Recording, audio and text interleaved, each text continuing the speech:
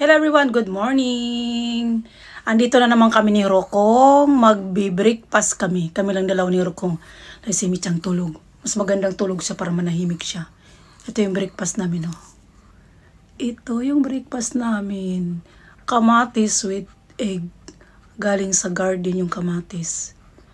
Then, meron tayong talong. Galing din sa garden yan.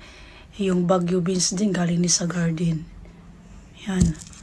And of course, meron tayong kape. Di mawawala ang kape sa umaga. Ako muna, Rokong. Kape dami, Rokong. Mami lang.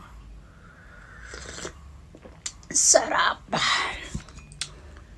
Meron ng plato si Rokong yung dati kung bauna na walang takip. Yan ang plato niya. Nakain na tayo, Rokong. Asa ka pwisto, Rokong? Ha? Patay mo natin, Rokong. Kain na tayo, Rokong. Lagyan natin yung